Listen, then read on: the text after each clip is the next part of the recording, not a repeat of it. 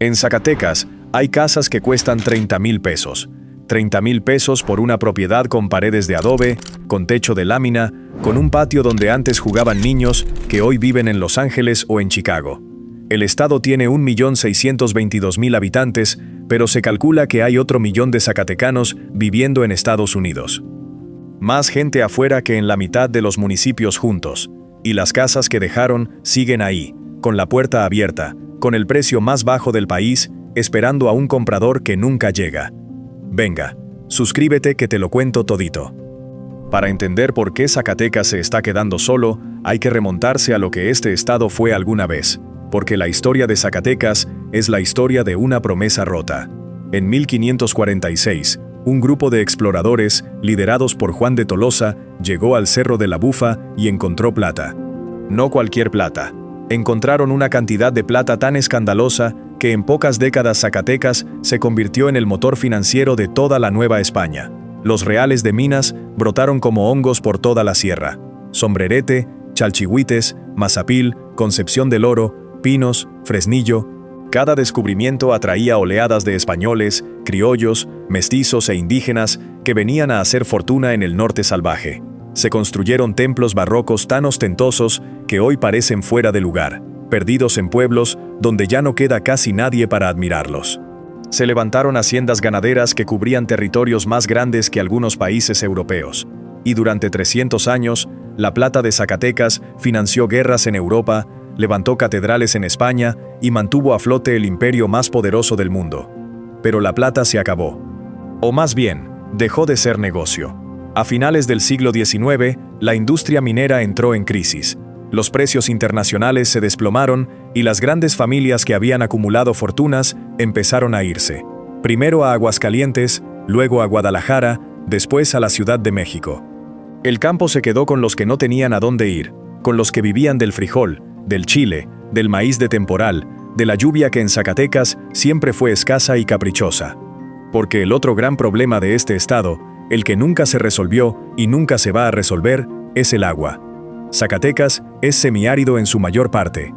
La precipitación anual promedio ronda los 450 milímetros en las zonas más secas del norte, cifra que cualquier agricultor del sur del país consideraría una broma cruel. Los acuíferos están sobreexplotados, las presas nunca se llenan lo suficiente y el cambio climático ha convertido las sequías cíclicas en una condición casi permanente. Sembrar aquí siempre fue un acto de fe, y cuando la fe no alcanza para comer, la gente hace maletas. La migración zacatecana hacia Estados Unidos no empezó ayer, empezó a finales del siglo XIX, cuando los trabajadores desplazados de las minas se engancharon como jornaleros en las vías del ferrocarril del sur de Texas y California. Se aceleró con el programa Bracero entre 1942 y 1964, cuando el gobierno estadounidense importó millones de trabajadores mexicanos para cubrir la escasez de mano de obra causada por la Segunda Guerra Mundial, y una proporción enorme de esos braceros salió de Zacatecas. Y se convirtió en un fenómeno estructural, permanente e imparable a partir de los años 80, cuando las crisis económicas mexicanas empujaron a comunidades enteras a cruzar la frontera. Según el Consejo Nacional de Población, Zacatecas es la entidad con el índice de intensidad migratoria más alto de todo México. Más alto que Michoacán, más alto que Guanajuato, más alto que Guerrero. Aquí, casi 9 de cada 100 viviendas reciben remesas del extranjero, y en muchos municipios rurales, esa cifra supera con creces el 15%. Se estima que hay alrededor de 1 millón de zacatecanos y sus descendientes viviendo en Estados Unidos, una cifra que si se compara con el 1.600.000 que viven dentro del estado, dice más que cualquier discurso político sobre desarrollo regional. Las remesas representan casi el 11% del Producto Interno Bruto estatal. Para ponerlo en perspectiva, el año pasado Zacatecas recibió cerca de 2.000 millones de dólares en envíos desde Estados Unidos, una cifra prácticamente equivalente al presupuesto completo del gobierno del estado. Sin ese dinero, municipios enteros se hundirían en la miseria. Y aún con ese dinero, se están hundiendo, porque las remesas mantienen viva a la gente, pero no mantienen vivos a los pueblos. El dinero llega, se gasta en comida, en medicinas, en materiales de construcción para casas que se van quedando vacías. Pero no genera empleo, no crea industria, no atrae inversión, es dinero de supervivencia, no de desarrollo. Y cuando los que mandan las remesas envejecen, cuando sus hijos nacidos en Estados Unidos dejan de sentir la obligación de enviar dinero a un pueblo que nunca conocieron, la fuente se seca, y el pueblo muere. Entre el año 2000 y el 2015, por lo menos 20 de los 58 municipios de Zacatecas perdieron población. No es que crecieran poco, es que encogieron. Municipios como El Plateado de Joaquín Amaro pasaron de 2.018 habitantes a 1.160. Momax pasó de 2.916 a 2.404. Jiménez del Teúl cayó de 5.235 a 4.275. Atolinga pasó de 3.199 a 2.427. Y 33 de los 58 municipios del estado ni siquiera cumplen con el requisito constitucional de 15.000 habitantes para mantener su categoría de municipio. Es decir, más de la mitad de los municipios de Zacatecas existen, legalmente hablando, por inercia. Pero hay un factor que en los últimos años aceleró la sangría de manera brutal, y es la violencia. Zacatecas se convirtió en campo de batalla entre el Cártel Jalisco Nueva Generación y el Cártel de Sinaloa, dos organizaciones que pelean por el control de las rutas que conectan el Pacífico con la frontera norte. La ubicación del estado, justo en el centro del país, lo convierte en un nudo de carreteras estratégico para el trasiego de drogas, armas y personas. Y esa guerra se libra en los pueblos, en las comunidades rurales, en las carreteras de 2 carriles donde no hay una sola patrulla. Entre 2021 y 2023 se documentaron al menos 17 episodios de desplazamiento forzado masivo en municipios como Jerez, Valparaíso, Monte Escobedo, Tepetongo, Juan Aldama y Fresnillo. Comunidades enteras fueron obligadas a abandonar sus casas bajo amenaza de muerte. En la Sierra de Jerez, uno de los principales productores de durazno del país, se calcula que se abandonaron 6.000 hectáreas de cultivo, con pérdidas estimadas en $45 millones. Las carreteras se bloquean con vehículos incendiados. Los maestros suspenden clases porque tienen miedo de trasladarse de un municipio a otro. Los campesinos dejan de ir a sus parcelas, y los jóvenes que no emigran a Estados Unidos son reclutados, a veces por la fuerza, por los grupos criminales. Ahora, agarra la carretera federal 45 rumbo al norte y vamos a recorrer este estado para que veas con tus propios ojos lo que queda. La primera parada es Sombrerete, a 167 kilómetros al noroeste de la capital.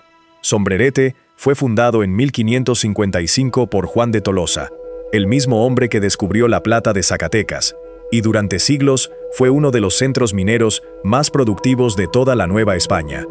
Producía oro, plata, plomo, estaño y mercurio en cantidades tan obscenas que la corona española instaló aquí una caja real para controlar la riqueza. La ciudad se llenó de templos barrocos, de conventos franciscanos, de casonas con fachadas de cantera labrada que rivalizan con las de la propia capital. En 1792 se descubrieron filones tan ricos que Sombrerete se colocó entre los 5 reales de minas más prósperos de toda la colonia. Hoy es pueblo mágico, patrimonio de la humanidad por el Camino Real de tierra adentro, y su municipio tiene 63.665 habitantes, según el censo de 2020. Pero esa cifra engaña, porque la cabecera apenas ronda los 25.000, y las comunidades rurales del municipio se desangran. Entre el año 2000 y el 2005, Sombrerete perdió 8.828 habitantes por migración neta. Comunidades como la Noria de San Pantaleón, un antiguo mineral a 18 kilómetros de la cabecera que la UNESCO declaró patrimonio, junto con el centro histórico, tiene hoy media docena de familias. Media docena. En un pueblo que tuvo iglesia propia, que tuvo planta de beneficio minero, que tuvo un fortín militar. La Noria solo cobra vida una vez al año, cuando los ausentes regresan a la fiesta patronal. El resto del año es un esqueleto de adobe y silencio. En las comunidades rurales del municipio de Sombrerete, la situación es aún peor que en la propia Noria. Hay rancherías donde la escuela cerró porque no quedaban suficientes niños para justificar a un maestro. Hay ejidos donde el promedio de edad supera los 60 años. Hay caseríos donde las casas se venden por 30,000, 40,000 pesos, propiedades con corrales amplios, con terrenos que alguna vez fueron productivos, con árboles frutales que ya nadie cosecha porque no hay manos jóvenes para treparse a las ramas. La noria de San Pantaleón tiene las pirámides de San Pantaleón, 3 montañas de residuos mineros acumulados durante siglos, que desde lejos parecen monumentos prehispánicos, y tiene un templo del siglo XVII donde se guardan piezas de arte sacro novohispano que cualquier museo del mundo envidiaría. Pero no tiene doctor, no tiene farmacia, no tiene tienda, no tiene futuro. Otras comunidades como Casablanca, en Tacoaleche, sobreviven con 8 familias. El Triunfo, en el municipio de Fresnillo, con 18. Son localidades donde la calle principal es un camino de tierra que lleva a ninguna parte, donde las puertas están cerradas con candados oxidados y donde el único sonido constante es el del viento silbando entre las paredes de adobe agrietadas. Sigue hacia el noreste, cruza el semidesierto y llegas a Mazapil. Y Mazapil es un caso que hay que explicar despacio porque no tiene lógica humana. El municipio de Mazapil es el más grande de Zacatecas, con 12.139 kilómetros cuadrados de extensión. Para que te hagas una idea, eso equivale a 2 veces el tamaño del estado de Aguascalientes completo. Pero en todo ese territorio monumental solo viven 17.774 personas. La densidad de población es de 1.4 habitantes por kilómetro cuadrado. 1.4. Es menos gente por kilómetro cuadrado que en muchas zonas del desierto del Sahara. La cabecera municipal, el pueblo de Mazapil, que fue fundado en 1568 por un capitán español que iba buscando oro entre los huachichiles, llegó a tener más de 10.000 habitantes en el siglo XIX. Hoy tiene 500 pobladores en un lugar donde el templo de San Gregorio Magno, un edificio barroco del siglo XVIII, con portada labrada en cantera, sigue de pie como testigo mudo de una prosperidad que se evaporó hace 200 años.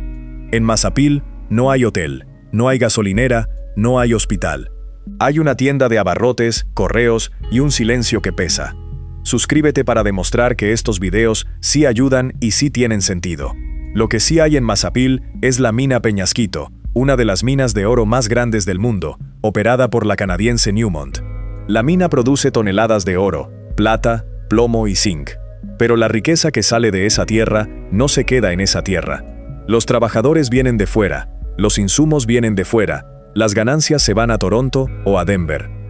Y las comunidades que rodean la operación minera se quedan con los camiones pesados que destrozan las carreteras, con la presa de Jales que contamina el agua, con los pueblos fantasma que la propia actividad minera generó. Porque en Mazapil hay pueblos fantasma de todos los siglos. Está San Felipe de Nuevo Mercurio, que tuvo su auge minero entre 1940 y 1970, que llegó a tener 10.000 habitantes, y que una vez agotado el yacimiento, perdió más del 95% de su población. Hoy quedan unos 300, conviviendo con 400 toneladas de residuos contaminantes que la empresa estadounidense Rosicler dejó cuando se fue. Están La Alegría, Las Ánimas, Cerro Blanco, Jazminal, Las Majadas, Noria del Pico, Ojo de Agua, La Soledad, San Juan de los Charcos, El Vergel Viejo y La Zorra, localidades donde viven, según registros municipales, entre 12 y 39 personas cada una. Pueblos donde literalmente puedes contar a los habitantes con los dedos de las manos y los pies. Baja un poco al sur y llegas a Concepción del Oro, que los lugareños llaman Concha del Oro. Está a 250 kilómetros al noreste de la capital, enclavada en el semidesierto a 2.070 metros de altitud. Durante los siglos XVII y XVIII fue uno de los centros mineros más importantes de la Nueva Vizcaya. Hoy el municipio tiene alrededor de 12.000 habitantes, pero la cabecera se sostiene a duras penas y las comunidades circundantes se desmoronan. La más emblemática es Aranzazú, también conocida como El Cobre, un pueblo que hace 130 años tenía casi 3.000 habitantes que vivían cómodamente de las minas de oro, plata y cobre. Hoy tiene menos de 10, algunos dicen 3, otros dicen que quedan 2 familias. Lo que queda son casas en ruinas, una capilla que los descendientes de los que se fueron mantienen limpia para la fiesta de la Virgen de Aranzazú cada 8 de septiembre, y un silencio que los visitantes describen como perturbador. Los que abandonaron el lugar dicen que se ven ovnis, que se oyen voces, que las sombras se mueven solas. No son fantasmas. Son los ecos de 3.000 personas que alguna vez existieron y que el mercurio, el cobre y la globalización borraron del mapa. En la propia cabecera de Concepción del Oro, la situación tampoco es alentadora. La mina Aranzazú, operada por la canadiense Aura Minerals, extrae cobre con detonaciones subterráneas que agrietan las casas de los vecinos. Los habitantes denuncian explosiones tan fuertes que rompen platos y derrumban techos. El sismógrafo de la empresa dice que todo está dentro de la norma. Pero México no tiene una norma específica para regular las vibraciones de explosiones mineras subterráneas, así que la norma que citan es la que ellos mismos inventaron. Cruza la sierra hacia el noroeste y llegas a Chalchihuites, a 230 kilómetros de la capital. Este es un lugar con más de 1000 años de historia humana, porque aquí se levantó Altavista, uno de los centros ceremoniales y astronómicos más importantes del norte de Mesoamérica, construido por la cultura chalchihuites entre los años 200 y 1100 de nuestra era. Cuando llegaron los españoles, encontraron minas que los pueblos prehispánicos ya habían explotado durante siglos. En el siglo XVI se descubrieron los yacimientos coloniales y Chalchihuites floreció. A finales del siglo XIX tenía 18.000 habitantes. Para 1950 se habían reducido a 10.000. El censo de 2020 registró 10.086 en todo el municipio, de los cuales una parte importante vive dispersa en 69 localidades rurales. La cabecera conserva sus templos coloniales, su cementerio de cantera, donde las lápidas parecen más cuidadas que las casas de los vivos, y una zona arqueológica que recibe visitantes esporádicos. Pero la juventud se fue, y las calles que en otro siglo bullían con el ir y venir de mineros, arrieros y comerciantes, hoy suenan huecas. Baja hacia el suroeste por carreteras que cada vez se vuelven más estrechas y más solas, y entras en la sierra del Cañón de Tlaltenango, donde están los municipios que la estadística ha condenado a la desaparición. Jiménez del Teúl tenía 5.235 habitantes en el año 2000. Para 2015 se había reducido a 4.275. Es un municipio serrano, aislado, con caminos de terracería que en temporada de lluvias se vuelven intransitables. La gente que queda vive de la agricultura de subsistencia, del ganado flaco que pasta entre los matorrales y de las remesas que mandan los hijos desde el otro lado. No hay industria, no hay comercio significativo, no hay razón económica para que un joven de 20 años se quede aquí si al otro lado de la frontera puede ganar en una semana lo que aquí ganaría en un mes. Más al sur está Atolinga, un municipio de 280 kilómetros cuadrados donde viven 2.277 personas, cifra que representa un decrecimiento promedio de menos 1.7% anual respecto al censo anterior. En Atolinga hay 83 adultos mayores de 60 años por cada 100 niños menores de 15. Es decir, el municipio se está muriendo de viejo. No es una metáfora, es una realidad demográfica. Los viejos se quedan porque no tienen fuerzas para irse. Los jóvenes se van porque no tienen razones para quedarse. Y entre los que se van y los que se mueren, Atolinga pierde cada año un pedazo de sí misma que no va a recuperar nunca. El 40% de la población no completó la educación básica. Solo el 1.9% tiene acceso a Internet. En pleno siglo XXI, en un país que se jacta de ser la economía número 14 del mundo, hay un municipio donde prácticamente nadie puede mandar un correo electrónico. Sigue la carretera hacia el este, cruza las llanuras del Altiplano Central y llegas a Pinos, el otro gigante olvidado. Pinos es uno de los municipios más extensos de Zacatecas, con 69.844 habitantes según el censo de 2010, aunque la cabecera apenas tiene 6.304. Fue fundado como Real de Sierra de Pinos cuando los españoles descubrieron oro y plata en las faldas de la sierra, a 2.470 metros sobre el nivel del mar. Durante la colonia fue grande y rico, tan rico que cuando los franceses invadieron México en 1864, mandaron 2.000 soldados, zuavos y artillería de montaña para tomarlo. Hoy Pinos es un municipio donde el 11% de la población mayor de 15 años es analfabeta, donde solo el 69% de las viviendas tiene agua entubada, y donde la actividad principal sigue siendo la agricultura de temporal, esa lotería climatológica que depende de que las nubes se apiaden y dejen caer algo de agua sobre los surcos resecos. Lo más trágico de Pinos es que aquí la historia se siente en cada esquina. Las calles empedradas, los arcos de los portales, las fachadas de cantera rosa que se descascaran con dignidad. Pinos resistió la invasión francesa en 1864, con una valentía feroz, y los soldados de Napoleón Tuvieron que traer artillería de montaña y zuavos para someter al pueblo. Para pagar la multa que impusieron los franceses, los habitantes entregaron hasta el peto de oro y esmeraldas de la Virgen del Templo de Tlaxcala. 200 años después, esa misma gente capaz de enfrentarse a un ejército imperial no puede enfrentarse a la falta de empleo, a la sequía y a la globalización. Y se va. Se va como se fueron de Sombrerete, de Mazapil, de Concepción del Oro. Se va porque quedarse es morir lento. En la zona este del estado, colindando con San Luis Potosí, están los municipios de Villa de Cos y General Francisco R. Murguía, enormes extensiones de semidesierto, donde la población se dispersa en rancherías que a veces no aparecen ni en los mapas. Villa de Cos tiene una superficie de más de 4.000 kilómetros cuadrados y una población que apenas supera los 30.000 habitantes, la mayoría concentrados en la cabecera. El resto del territorio son llanuras de matorral xerófilo, nopaleras, mezquitales y horizontes tan planos que puedes ver la curvatura de la tierra si te paras en una loma. Aquí las casas de adobe se venden por cantidades que en la Ciudad de México no alcanzan ni para una cena en un restaurante decente. 40,000 pesos por una casa con 2 cuartos, patio y corral. 60,000 por una propiedad con huerta de nopal y pozo seco. El problema es que nadie las quiere, porque vivir aquí significa vivir sin hospital a menos de 1 hora de distancia, sin preparatoria en la comunidad, sin trabajo que pague más que el salario mínimo, sin garantía de que el agua del pozo no se agote el próximo verano, y sin la certeza de que las carreteras no estén bloqueadas por el crimen organizado cuando necesites salir de urgencia. General Francisco R. Murguía, al norte de Villa de Cos, presenta un panorama igual de desolador. Es un municipio enorme, con extensiones de llanura donde la vegetación consiste en gobernadora, huizaches y lechuguilla. Aquí el problema del agua es tan grave que muchas comunidades dependen de pipas que llegan cada semana, cuando llegan. El ganado que antes sostenía a las familias se redujo a unas cuantas cabezas que ramonean entre el matorral. Y la gente que queda se pregunta cada mañana si hoy es el día en que finalmente decide irse.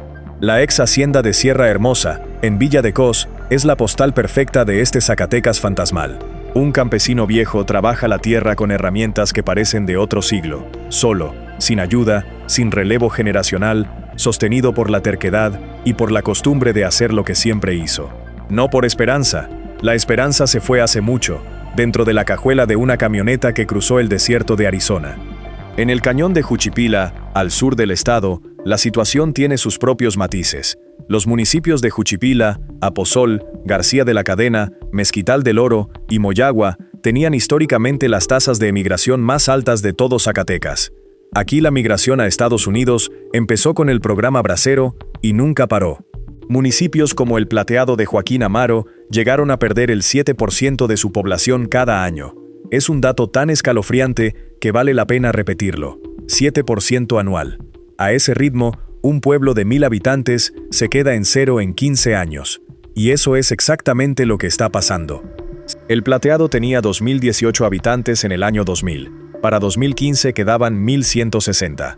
Las casas están ahí, muchas construidas con dinero de remesas, con pisos de mosaico, con baños de azulejo, con cocheras para camionetas que nunca llegaron. Casas nuevas, vacías, con la pintura todavía fresca y las ventanas cerradas. Casas que cuestan 30,000, 40,000, 50,000 pesos y que nadie compra porque no hay a qué venir. Los propios nombres de estas localidades suenan a derrota. La Soledad, el Vergel Viejo, Las Ánimas. Nombres que algún fundador eligió siglos atrás sin saber que estaba profetizando el destino de su pueblo. Las fiestas patronales, que en cualquier otro estado de México son sinónimo de cohetes, música y alegría desbordada, aquí se han convertido en reuniones de nostalgia. Llegan los que se fueron, los que viven en el otro lado, con camionetas relucientes y gorras de equipos de béisbol gringos. Se abrazan con los que se quedaron, que son cada vez menos y cada vez más viejos. Bailan un rato, comen birria, beben tequila, prometen volver pronto, se suben a la camioneta y desaparecen por la carretera rumbo al norte. Los que se quedan los miran irse desde la banqueta, levantan la mano para despedirse y cuando la camioneta ya no se ve, vuelven a barrer la calle vacía. Y es que ese es el gran contrasentido de Zacatecas. Hay iglesias del siglo XVII con altares de oro donde ya no queda nadie para rezar. Hay haciendas coloniales con portadas de cantera labrada que se caen a pedazos porque nadie tiene dinero para restaurarlas ni interés en comprarlas. Hay escuelas que cierran por falta de alumnos, centros de salud que cierran por falta de pacientes, tiendas que cierran por falta de clientes. Los pueblos se quedan con los viejos, con los enfermos, con los que no pudieron irse. Y cuando esos viejos mueran, cuando la última señora que barre la banqueta de la iglesia cada mañana deje de hacerlo, el pueblo morirá con ella. Las remesas construyeron un espejismo. Desde Los Ángeles, desde Houston, desde Denver, los migrantes mandaron dinero para levantar casas bonitas, para pavimentar calles, para poner alumbrado público, para renovar las plazas. Hay municipios de Zacatecas que tienen plazas principales más bonitas que las de muchas ciudades medias del país, gracias al dinero que mandaron los ausentes y a los programas de coinversión como el 3x1, donde cada dólar del migrante se multiplicaba con aportaciones federal, estatal y municipal. Pero esas plazas están vacías. Esas calles pavimentadas no las camina nadie. Esos postes de alumbrado iluminan casas donde no hay nadie adentro. Es como si alguien hubiera construido la escenografía de un pueblo sin acordarse de escribir el guión para los actores. ¿Hay solución? A corto plazo, no. La migración tiene una inercia que no se detiene con programas gubernamentales. Cuando 3 generaciones de una familia han cruzado la frontera, cuando los hijos nacieron en Estados Unidos, cuando los nietos no hablan español, el cordón con el pueblo de origen se rompe. Las remesas disminuyen, las fiestas patronales se hacen más pequeñas, las casas se deterioran, las calles se llenan de hierba, y el silencio se instala como dueño permanente. Algunos hablan de turismo como salvación, y es cierto que Zacatecas tiene con qué. La capital es patrimonio de la humanidad. Sombrerete es pueblo mágico. Las zonas arqueológicas de La Quemada y Altavista son impresionantes. La Sierra de Órganos parece otro planeta. Pero el turismo no salva pueblos que están a 3 horas por terracería de la carretera más cercana. El turismo no llega a Mazapil, no llega a Atolinga, no llega a El Plateado, no llega a las cientos de comunidades rurales donde la vida se apaga lentamente como una vela a la que se le acabó la cera. Otros hablan de la minería. Pero la minería moderna emplea poca gente, paga pocos impuestos locales, se lleva la riqueza y deja los pasivos ambientales. La historia de Zacatecas es la historia de un estado que fue rico en el subsuelo y pobre en la superficie, que dio plata al mundo durante 300 años y a cambio recibió pueblos fantasma, acuíferos secos y carreteras sin pavimentar. La mina llega, extrae y se va. El pueblo se queda con el agujero. Y la inseguridad, que era la cereza podrida del pastel, sigue ahí. Los bloqueos carreteros no han parado. Los desplazamientos forzados dejaron comunidades donde la gente no ha regresado y tal vez nunca regrese. En la Sierra de Jerez, los durazneros abandonaron sus huertas, los ganaderos perdieron su ganado, las familias que construyeron sus casas con décadas de ahorro y remesas las encontraron saqueadas, quemadas o destrozadas. ¿Quién va a comprar una casa en un pueblo donde el crimen organizado te puede obligar a irte de un día para otro? Zacatecas es un estado donde las casas cuestan 30,000 pesos y nadie las compra, donde los templos coloniales tienen más siglos que feligreses, donde la economía depende de que alguien al otro lado de la frontera mande un giro cada quincena, donde el campo se muere de sed y de soledad, donde las carreteras conectan pueblos que ya no tienen gente con otros pueblos que tampoco, donde la historia es magnífica y el presente es desolador, donde todo lo que brilla es plata vieja y todo lo que duele es abandono nuevo. A veces pienso que Zacatecas no se está vaciando. Pienso que Zacatecas ya se vació, y lo que queda es el eco. El eco de los picos contra la roca en las minas de Sombrerete. El eco de los braceros cantando corridos en los camiones que los llevaban a la frontera. El eco de las campanas de las iglesias que ya nadie tañe. El eco de los niños que jugaban en las calles de Aranzazú, de Mazapil, de Atolinga, de El Plateado, de todos esos pueblos donde la única industria que funciona es la del olvido. Hay algo profundamente injusto en todo esto. Zacatecas dio más de lo que recibió durante toda su historia. Dio plata para la corona española. Dio braceros para la agricultura estadounidense. Dio soldados para la revolución. Dio migrantes para las fábricas de Chicago, para los campos de California, para las construcciones de Texas. Y a cambio recibió olvido. Un olvido institucional que se traduce en presupuestos raquíticos, en carreteras sin mantenimiento, en hospitales sin médicos, en escuelas sin alumnos, en municipios que existen solo en el papel porque en la realidad ya se vaciaron. Los ancianos que quedan en estos pueblos cuentan historias de cuando la plaza se llenaba los domingos, de cuando la banda de música tocaba en el kiosco, de cuando los niños corrían entre los puestos de la feria, de cuando las haciendas producían miles de toneladas de frijol y de chile. Cuentan esas historias con una mezcla de orgullo y tristeza que te rompe algo por dentro. Porque no están contando fantasías, están contando lo que fue, lo que ellos vivieron, lo que sus padres construyeron y lo que sus hijos abandonaron. Y cuando terminas de escucharlos y miras a tu alrededor, ves las calles vacías, las ventanas tapiadas, las bardas derrumbadas, los árboles secos, y entiendes que esas historias son lo único que mantiene vivo al pueblo. Cuando esos viejos ya no estén, cuando ya no haya nadie que recuerde cómo sonaba la campana de la iglesia un domingo de mañana, cuando ya no haya nadie que sepa dónde estaba la tienda de don fulano o la herrería de don Mengano, el pueblo no es que vaya a morir. Es que ya estará muerto desde hace rato. ¿Se puede salvar Zacatecas? No lo sé. Lo que sé es que cada año que pasa, hay menos gente haciéndose esa pregunta. Y eso, tal vez, sea la respuesta. Yo soy un viejo. Y los viejos nos preocupamos. Cuídate.